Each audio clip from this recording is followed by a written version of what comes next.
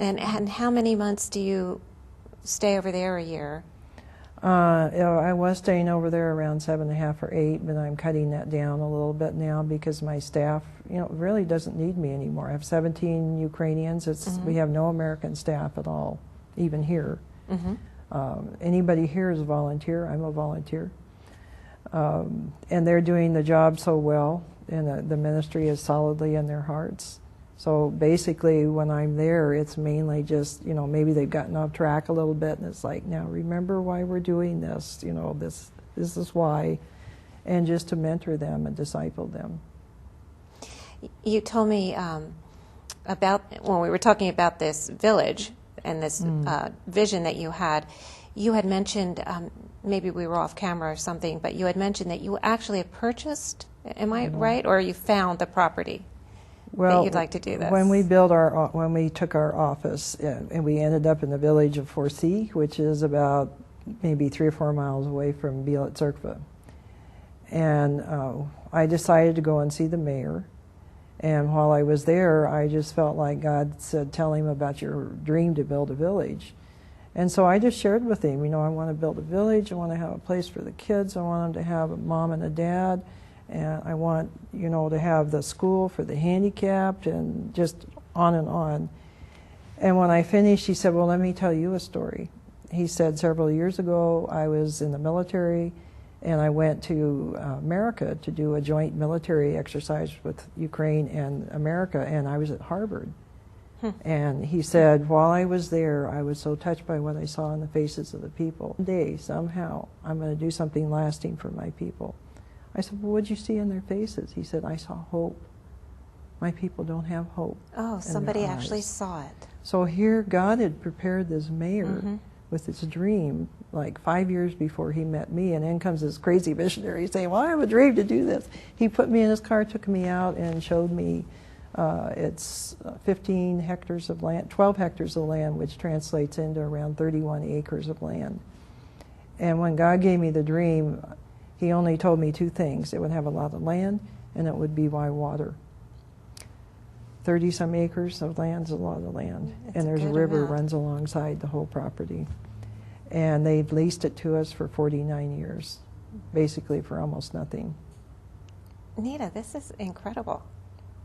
How can people get involved with that? How can they help you? Have you built anything We there haven't yet? built anything. I mean, the main thing right now, it's going to cost probably, I would guess, around $3.5 million to build this.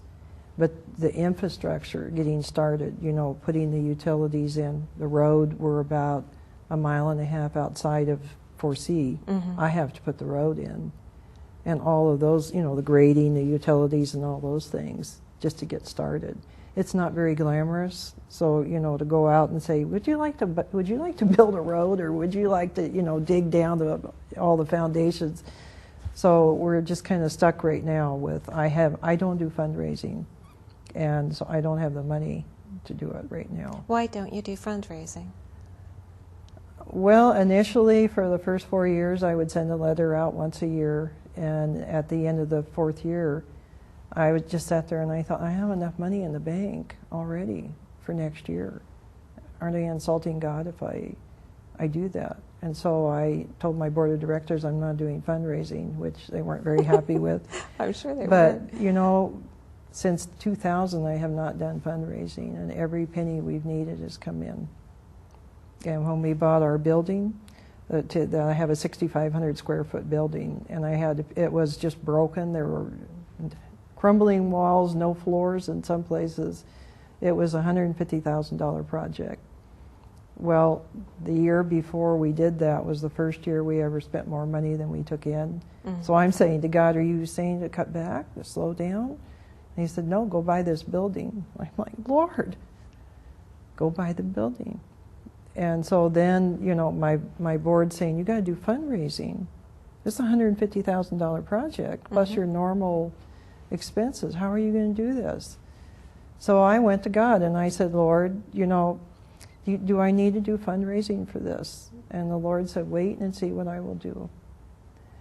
So I keep getting pressure from the states because I'm asking, send me 15,000, send me another 10,000, and they're going insane. You got to do fundraising. So I went back to the Lord again. I said, Lord, I just want to make sure you heard me the first time. And the Lord said, wait and see what I will do. And I actually ended up going back to him a third time. And I just really felt an impatience from the Lord saying, I told you, wait. So I just told my board, I can't do this. I can't. And I came home in December. And in December and January, $100,000 came in. And the Lord brought in $215,000 that year. The village, our building was paid for in full, and our ministry was supported. The next year it went back down because I didn't need it. So it's just kind of gone that way all the way along. That's an incredible testimony, because so many people, especially right now with the economy here in the States the way it is, so many ministries are just, I'm constantly getting letters from people needing support. And why do you think things are different with your ministry? I can't answer that, Gail.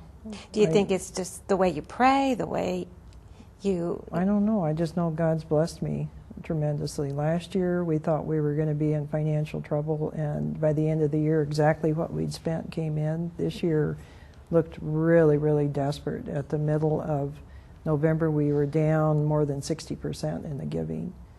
But the year ended, I think we spent about $11,000 more than we brought in, but we had some money in the bank. And that being minus $11,000 was a big miracle, because we were down about $80,000.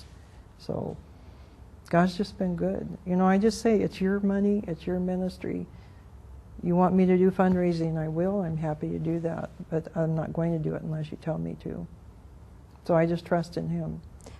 I think that's a big step.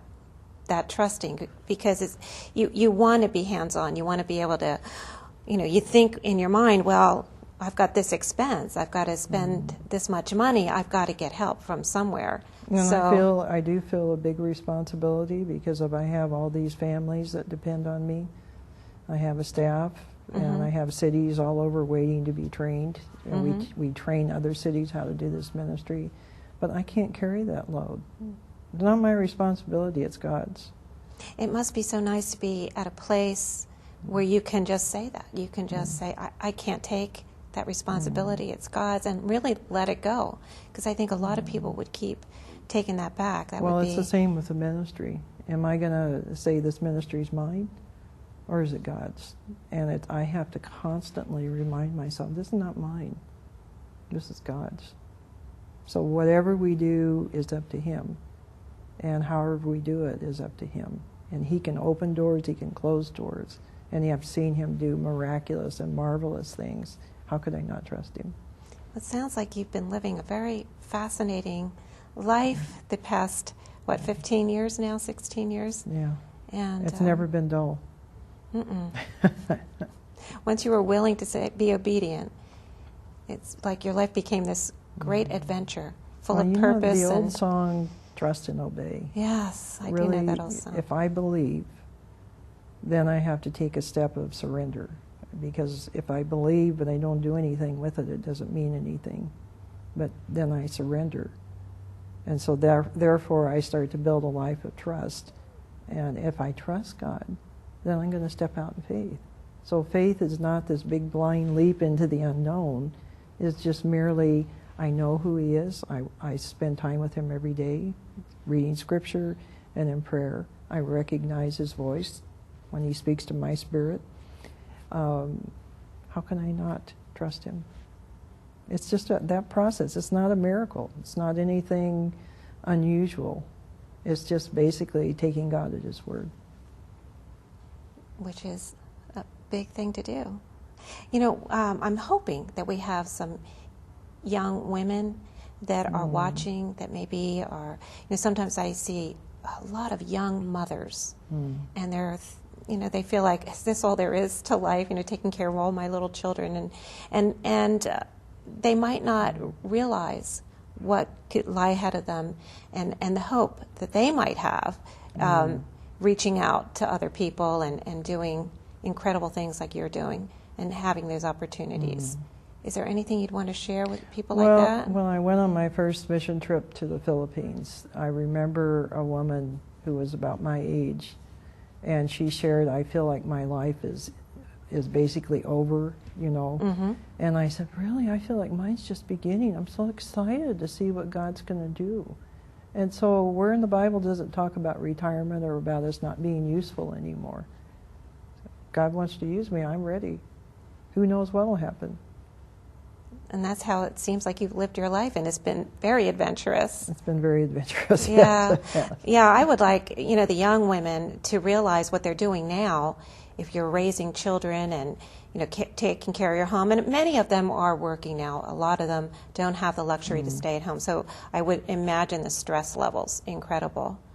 But that is their purpose right now. Yes, it is. And that's a great thing, it's an awesome to be purpose. able to love and nurture the next generation. So don't get discouraged, because there could come a time when the children are grown that they can get out and do these mission trips and come along God's hidden treasures and somehow do something. But there's other ways that people that can't get out of the country and go on these short-term mission trips would just be through prayer, through Prayer is a big one. financial support, Financial. just letters of encouragement. Letters of encouragement. I think there's a lot of things that people can do to come alongside what you're doing for now and be a real big Or help. even being willing to help, try to find wheelchairs for us, try to find, medical equipment for us, try to help in all those kinds of details is big. Mm-hmm. And like I said, I only have volunteers. So. I think I saw in your paperwork that people could actually sponsor an entire family. Is that something? Did I pick up We have that a right? sponsor a family program, which really basically started with, I saw the diabetic kids, and so many people there. Their limbs are gone, they're blind, they're dying, they're 40 years old, and all of this is just like there's no hope. And basically it was because of a lack of being able to have testing strips in the glucometer. They get the insulin if they need it, but they don't get the right dose and they don't get it in the right time.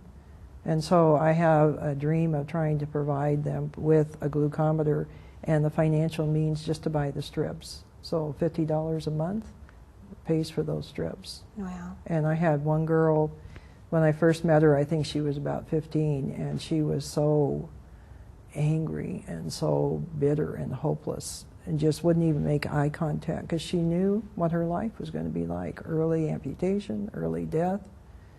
And so we got her sponsored, and she's getting the proper doses of insulin. She's in school right now to become a nurse, and she wants to work with diabetics. Well, Nita, we're going to have to wind down this show. And I really want to thank you for taking the time to share. I knew you were a woman I wanted to get to meet. You're an incredible lady. Why don't you share one more time, take a look at the camera, and share where people could contact you, get more information about the work that you're doing. You can always go online to godshidden-treasures.org, and it really pretty much shows everything about our ministry. And if you're interested in signing up to pray, there's a place for that. If you'd like me to come and speak in your church or organization, there's a place to ask for that. And there's an address if you want to send donations. So. Very good. We have about maybe 30 seconds left. Is there anything else you'd want to share? Yeah, God has a audience? plan for your life.